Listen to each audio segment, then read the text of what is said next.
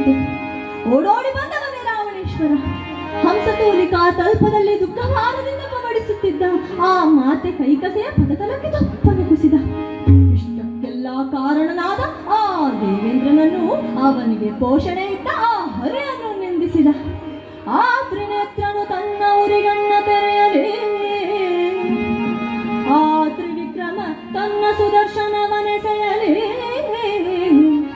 ಮಾತೆ ನಿನ್ನ ಮನ ಘಾಸಿಗೊಳಿಸಿರುವ ಸ್ಥಿತಿಯರ್ಭಕರ ಕಡಿ ಕರೆಯುವೆನು ಜನನಿ. ದರ್ಪದ ಸರ್ಪದ ಬಿಚ್ಚು ಹಿಡೆಯನ್ನು ಕೆಚ್ಚೆದೆಯನ್ನು ಚಚ್ಚಿಗೆಣಕುವ ಹುಚ್ಚು ಸಾಹಸ ತೋರಿದ ಹರಿಯನ್ನು ರೋಚಿನ ಕಟುಮಚ್ಚಿನಿಂದ ಕೊಚ್ಚಿ ಹಾಕಿ ಖಂಡತನ ತೋರಿದ್ದ ಅವನ ರುಂಡ ಮುಂಡಗಳನ್ನು ಖಂಡ ಖಂಡವಾಗಿ ತುಂಡರಿಸಿ ಚೊಂಡಾಡುವೆ ಎನ್ನುತ್ತಾ ಅಡೆ ಮುಂದಿಟ್ಟ ಆ ರಾವಣೇಶ್ವರನನ್ನು ಕೈಕಸ ತಡಿತಾಳನೆ. ಕಂದ, ಏನ್ ಮಾಡುತ್ತಿರ್ಬೇಕಂದ? ಜಗದ್ರಕ್ಷಕನಾದ ಆ ಶ್ರೀಹರಿಯನ್ನು ಕೆಣಕಬೇಡಪ್ಪ. ಅವನನ್ನು ಕೆಣಕಿ ಘೋರ ದೋಷದ ಹೊರೆಯನ್ನು ನಿನ್ನ ತಲೆಯ ಮೇಲೆ ಹೊತ್ತುಕೊಳ್ಳಬೇಡ. ನನಗೆ ಬೇಕಾಗಿರುವುದು ಶ್ರೀಹರಿಯ ಮೇಲಿನ ಹಗೆಯಲ್ಲ ರಾವಣ, ಶಂಕರನ ಆರಾಧನೆಯ ಬಗ್ಗೆ. ಶ್ರೀಹರಿಯ ಮೇಲಿನ ವೈರತ್ವವನ್ನು ಮರೆತು ಬಿಡು. ನನ್ನ ಮರಕಕ್ಕೊಂದು ಸಮಾಧಾನ ಹೇಳು. ನಾನೀಗ ಶಿವಪೂಜೆ ಹೇಗೆ ಮಾಡಲಿ? ದಿನ ಸಾಗರ ತೀರಕ್ಕೆ ಹೋದರೆ ದೇವತೆಗಳು ಅದೇ ಕೌಟಿಲ್ಯವನ್ನು ಪ್ರದರ್ಶಿಸದಿರಲಿ ಎಂದಾಗ ರಾವಣ ಗಹಗಹಿಸಿ ನಕ್ಕನಂತೆ. ತಾಯಿ, ನೀನ್ ಯಾಕೆ ತಾಯಿ ಸಾಗರ ತೀರಕ್ಕೆ ಹೋಗಬೇಕು? ಅಲ್ಲ, ನೀನ್ ಯಾಕೆ ತಾಯಿ ಮರಳಲಿಂಗವನ್ನು ಪೂಜಿಸಬೇಕು? ಅಖಿಲಾಂಡಗಳ ಅಖಂಡ ವೀರನಾದ ಈ ದಶಕಂಠ ರಾವಣನ ತಾಯಿ ಕ್ಷುಲ್ಲಕವಾದ ಮಣ್ಣಿನ ಲಿಂಗದಿಂದ ಶಿವಪೂಜೆ ಮಾಡುವುದೇ? ಮಾಡುವ ಪೂಜೆ ಘನತೆಗೆ ಒಪ್ಪುವಂತಿರಬೇಕು ತಾಯಿ. ಅದಕ್ಕೋಸ್ಕರವಾಗಿ ತರುವೆನ ಶಿವನ ಮೂರು ಜಗ ಕತ್ತಿಗೊಳ್ಳುವ ತರದಿ. ಶಿವನ ಆತ್ಮಲಿಂಗವನ್ನು ತರುತ್ತೇನಮ್ಮ.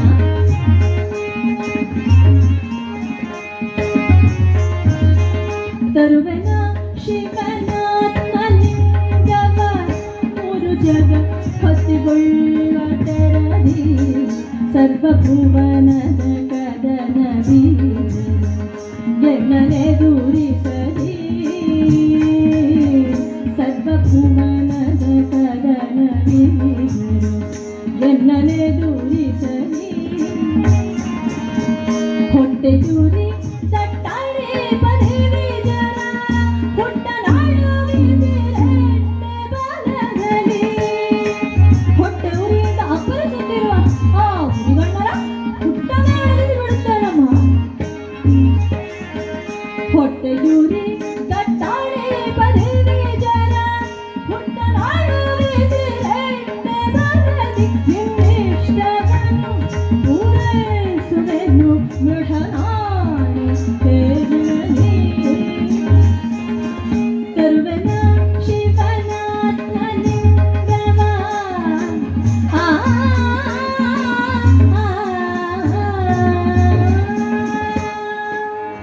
ಮಾತೆಯ ಮನಸಂತೋಷಕ್ಕೋಸ್ಕರವಾಗಿ ಶಿವನ ಆತ್ಮಲಿಂಗವನ್ನೇ ತರುತ್ತೇನೆ ಎಂಬುದಾಗಿ ಪಣ ತೊಟ್ಟನಂತೆ ಆ ರಾವಣ. ನೋಡಿ, ಇವನೇ ತಾಯಿಗೆ ತಕ್ಕ ಮಗ.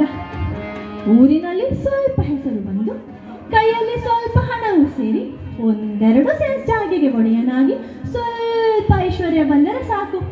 ರೆಕ್ಕೆ ಬರಿತು ಹಾರಿ ಹೋಗುವ ಹಕ್ಕಿಯಂತೆ ಮನೆ ಬಿಟ್ಟು ಹೋಗಿ ತಂದೆ ತಾಯಿಯರ ವಾತ್ಸಲ್ಯವನ್ನೇ ಕಡೆಗಣಿಸಿ ತಂದೆ ತಾಯಿಯರನ್ನೇ ಕಡೆಗಣಿಸುವ ಮಕ್ಕಳಿರುವ ಈಗಿನ ಕಾಲದಲ್ಲಿ ಲೋಕೋತ್ತರ ವೀರನಾದ ಅಖಿಲಾಂಡಗಳನ್ನೇ ಗೆದ್ದು ತನ್ನ ಅಂಕೆಯಲ್ಲಿ ಇರಿಸಿ ಮೆರೆಯುತ್ತಿರುವ ಆ ದಶಕಂಠ ರಾವಣ ಮಾತೆಯ ಮನಸ್ಸಂತೋಷಕ್ಕೋಸ್ಕರವಾಗಿ ತನ್ನ ಸುಖ ಸಂತೋಷವನ್ನು ತ್ಯಾಗ ಮಾಡಿದ್ದು ಈಗಿನ ಜನರಿಗೆ ಆದರ್ಶವಲ್ಲವೇ? ಒಂದು ದೃಷ್ಟಾಂತ ಇಲ್ಲಿ ಸಮಯೋಚಿತ ಅನಿಸುತ್ತದೆ, ಅದಕ್ಕೋಸ್ಕರವಾಗಿ ಹೇಳುತ್ತಿದ್ದೇನೆ. ಒಂದು ಊರಿನಲ್ಲಿ ಇಬ್ಬರು ಸ್ನೇಹಿತರಿದ್ದರು. ಇಬ್ಬರೂ ಕೂಡ ಒಂದೇ ವಯಸ್ಸಿನವರು, ಬಾಲ್ಯದಿಂದಲೇ ಜೊತೆ ಜೊತೆಯಾಗಿ ಬೆಳೆದವರು.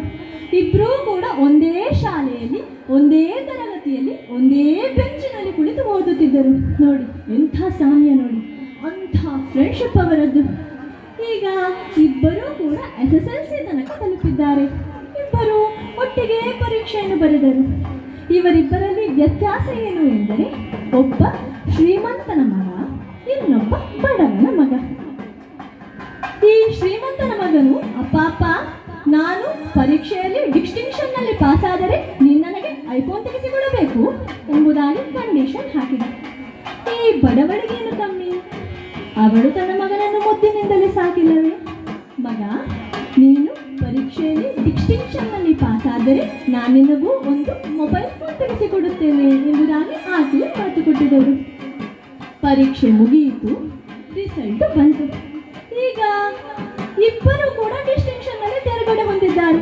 ಈಗ ಶ್ರೀಮಂತನ ಮಗ ಓಡೋಡುತ್ತಾ ಮನೆಗೆ ಬಂದ. ಅಮ್ಮ ಅಮ್ಮ ಅಮ್ಮ ನೋಡು, ನಾನು ಕೊಟ್ಟ ಮಾತಿನಂತೆ ನಾನು ಡಿಸ್ಟಿಂಕ್ಷನ್ನಲ್ಲಿ ತೆರಗಡೆ ಹೊಂದಿದ್ದೇನೆ. ಈಗ ನಿನ್ನ ಸರದಿ.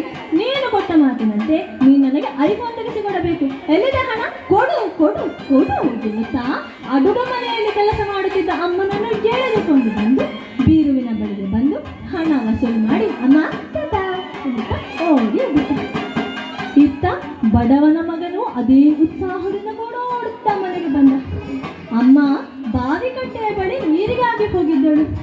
ಬಾವಿ ಕಟ್ಟೆಯ ಬಳಿ ತನ್ನ ಅಮ್ಮನನ್ನು ಕಂಡಾಗ ಆ ಮಗನ ಎದೆ ಧಸಕ್ಕೆಂದಿತು. ಓಡೋಡಿ ಬಂದವನೇ ಅಮ್ಮನನ್ನು ಆಧರಿಸಿದ. ಬಾವಿಯ ಒಳಗೆ ಇಳಿಸಿದ ಆ ಕೊಡವನ್ನು ತಾನೇ ಸೇದಿದ. ಅಮ್ಮನ ಹಣೆಯಲ್ಲಿ ಧಾರಾಕಾರವಾಗಿ ಹರಿಯುತ್ತಿದ್ದ ಆ ಬೆವರನ್ನು ಒರೆಸಿದ. ಅಮ್ಮ, ನಿನ್ನ ಬಳಿ ನಾನು ಏನು ಹೇಳಿದ್ದೆ? ಮನೆಯಲ್ಲೇ ವಿಶ್ರಾಂತಿ ತೆಗೆದುಕೊಳ್ಳಬೇಕು ಎಂಬುದಾಗಿ ನಾನು ಹೇಳಿರಲಿಲ್ಲವೇನಮ್ಮ?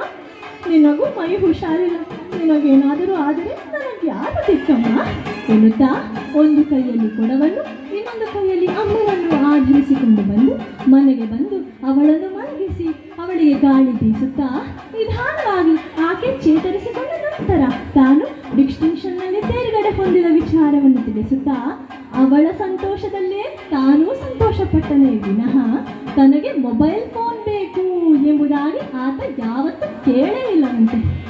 ಇದಲ್ಲವೇ ಮಕ್ಕಳ ಧರ್ಮ. ತಾಯಿಯ ಕಷ್ಟವನ್ನು ಕಂಡು ಮರುಗಿ ಅವಳಿಗೆ ಸಾಂತ್ವನ ಹೇಳದ ಮಗ ಇದ್ದರೇನು ಸತ್ತರೇನು ಅಲ್ವೇ? ಇತ್ತ ದಶಕಂಠನಾದ ರಾವಣನು ತನ್ನ ಮಾತೆಯ ಮನಸಂತೋಷಕ್ಕೋಸ್ಕರವಾಗಿ ಆತ್ಮಲಿಂಗವನ್ನು ತರುತ್ತೇನೆ ಎಂಬುದಾಗಿ ಪಣ ತೊಟ್ಟವನೇ ಮೊತ್ತ ಮೊದಲಾಗಿ ತನ್ನ ತಾಯಿಗೆ ವಂದಿಸಿ ಆತ್ಮಲಿಂಗವನ್ನು ಬೇಡಲೋಸ್ಕರವಾಗಿ ಕಾನನ ಕಡೆಯಿಟ್ಟ. ನಿರ್ಜನವಾದ ಪ್ರದೇಶದಲ್ಲಿ ಆ ಪರಮೇಶ್ವರನನ್ನು ತಪಸ್ಸನ್ನು ಆಚರಿಸಿದ. ಬಿಸಿಲ ಝಳವೆನದೆ ಬಿರುಗಾಳಿ ಕಡು ಛಳಿನದೆ ಬಸಿವ ಮಳೆ ಛಳಕೆನದೆ ಗುಡುಗೆನಾದೆ ಬರಸಿಡಿಲೆನದೆ ಹಸಿವು ತೃಷಯದನದೆ ಶಯನ ಭಂಜನವೆನದೆ ಮಸೆವದಿ ವಿಜರ ತಂತ್ರ ಕ್ರೌರ್ಯ ದರ್ಶನವೆನದೆ.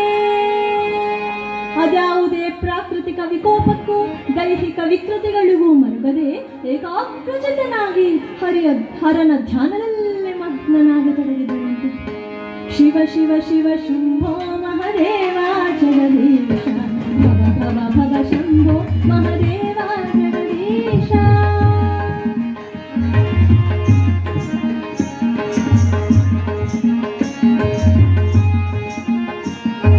ಶಿವ ಶಿವ ಶಿವ ಶಂಭೋ ಮಹದೇವ ಜಗದೀಶ ಭವ ಭವ ಭವ ಶಂಭೋ ಮಹದೇವ ಜಗದೀಶ.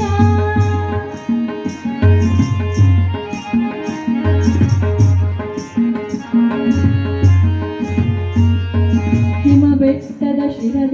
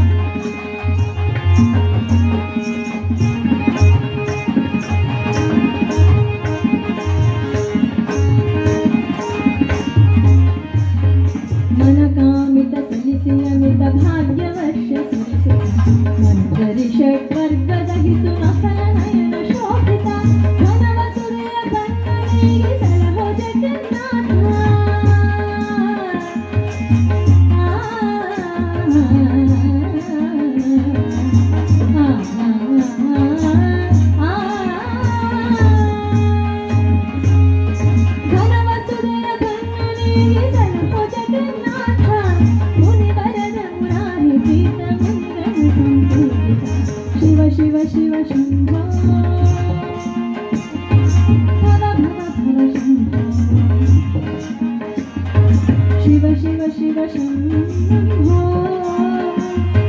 ಭವ ಭವ ಭವ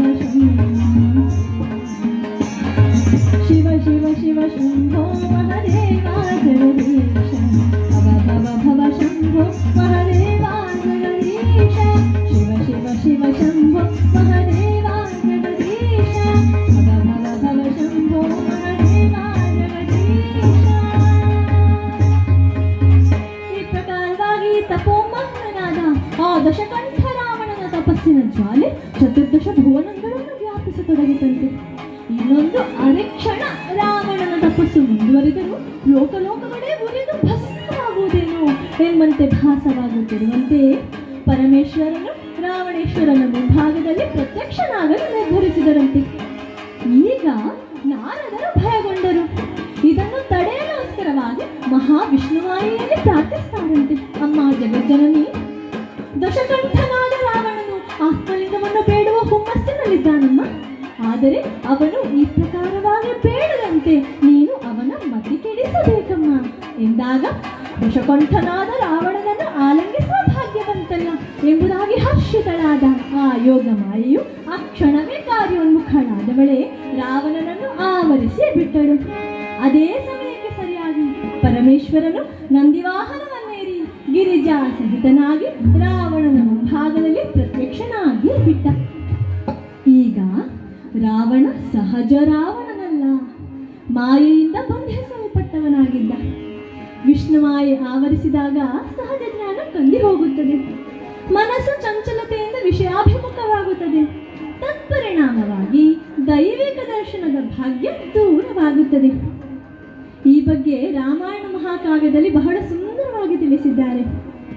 ಪಿತೃವಾಕ್ಯ ಪರಿಪಾಲನೆಗಾಗಿ ಕಾನನ ಕಡಿಯಿಟ್ಟ ಶ್ರೀರಾಮಚಂದ್ರನ ಜೊತೆಯಲ್ಲಿ ಮಡದಿಯಾದ ಸೀತಾದೇವಿ ಹಾಗೂ ಅನುಜನಾದ ಲಕ್ಷ್ಮಣನು ಹೊರಟಿದ್ದರು ಅಲ್ವೇ. ಕಾಡಿನಲ್ಲಿ ಮುಂದೆ ಮುಂದೆ ಮುಂದೆ ಮುಂದೆ ಸಾಗುತ್ತಿದ್ದರು. ಮುಂಭಾಗದಲ್ಲಿ ಶ್ರೀರಾಮಚಂದ್ರ, ಅವನ ಹಿಂಭಾಗದಲ್ಲಿ ಸೀತಾದೇವಿ, ಅವಳ ಹಿಂಭಾಗದಲ್ಲಿ ಲಕ್ಷ್ಮಣ, ಹೀಗೆ ಮುಂದೆ ಮುಂದೆ ಮುಂದೆ ಸಾಗುತ್ತಿದ್ದರು. ಈ ಲಕ್ಷ್ಮಣ ರಾಮ ಭಕ್ತನಲ್ಲವೇ, ಸದಾ ಶ್ರೀರಾಮನ ಮುಖವನ್ನೇ ನೋಡುತ್ತಿರಬೇಕು ಎಂಬುದು ಅವನ ಆಸೆ. ಆದರೆ ಈ ಮಧ್ಯದಲ್ಲಿ ಸೀತಾದೇವಿ ಇದ್ದಾಳಲ್ಲ, ಅವಳ ಈ ತಲೆ ರಾಮನನ್ನು ನೋಡದಂತೆ ಅಡ್ಡವಾಗುತ್ತಿತ್ತು. ಲಕ್ಷ್ಮಣ ಹೇಗೆ ಹೇಗೆ ನೋಡಿದರು, ಲಕ್ಷ್ಮಣ ಸೀತೆಯ ತಲೆ ಅಡ್ಡವಾಗುತ್ತಿತ್ತು. ಕೊನೆಗೆ ಲಕ್ಷ್ಮಣನು ಅಸಹನೆಯಿಂದ, ಅತ್ತಿಗೆ ಆ ನಿಮ್ಮ ಕುತ್ತಿಗೆ ಸ್ವಲ್ಪ ಆಚೆ ಸರಿಸಿ, ನನಗೆ ರಾಮನನ್ನು ನೋಡಬೇಕು ಎಂದಾಗ ಸೀತೆಯು ಕುತ್ತಿಗೆಯನ್ನು ಆಚೆ ಸರಿಸಿದಳು. ಈಗ ಲಕ್ಷ್ಮಣನಿಗೆ ರಾಮ ದರ್ಶನವಾಯಿತು. ಇಲ್ಲಿ ರಾಮ ಎಂದರೆ ಭಗವಂತ, ಲಕ್ಷ್ಮಣ ಅಂದರೆ ನಮ್ಮಂತಹ ಭಕ್ತರು. ಇವರಿಬ್ಬರ ಮಧ್ಯೆ ಇದ್ದಾಳೆ ನೋಡಿ ಸೀತೆ, ಅವಳೇ ಮಾಯೆ. ಈ ದೇವರನ್ನು ನೋಡಲು ಮಾಯೆ ಯಾವತ್ತೂ ಅಡ್ಡಿ ಹಾಗೂ ಅಡ್ಡದಾಗಿರುತ್ತಾಳೆ. ಆಗ ನಾವು ಸಾಧನೆಯನ್ನು ಮಾಡುವ ಮೂಲಕ ಈ ಮಾಯೆಯಿಂದ ಹೊರಬರಬೇಕಾಗುತ್ತದೆ. ಈ ಪ್ರಕಾರವಾಗಿ ಅದೆಂದು ಮಾಯೆಯು ರಾವಣನನ್ನು ಆಲಂಗಿಸಿದಳು. ಆಗ ಬುದ್ಧಿ ಕೆಟ್ಟದ್ದು ರಾವಣನಿಗೆ. ತನ್ನ ಮುಂಭಾಗದಲ್ಲಿ ಶಿವಗಿರಿಜೇರು ಪ್ರತ್ಯಕ್ಷನಾದಾಗ ರಾವಣ ಪ್ರಮಾಣಹೀನನಾದ, ಮಾಯೆಗೆ ವಿವಶನಾದ. ಜಗದಂಬೆಯ ನಮ್ಮೊಮ್ಮೆ ವೀಕ್ಷಿಸುತ್ತೆ, ಮಗುದೊಮ್ಮೆ ಮಹಾದೇವರನ್ನು ನೋಡುತ್ತಾ. ಒಮ್ಮೆ ಪರಮೇಶ್ವರನನ್ನೇ ನೋಡ್ತಾನೆ, ಮತ್ತೊಮ್ಮೆ ಜಗದಂಬೆಯನ್ನೇ ನೋಡ್ತಾನೆ. ನಾನು ಶಿವನ ಆತ್ಮಲಿಂಗವನ್ನು ಬೇಡಲು ಅಥವಾ ಅತಿ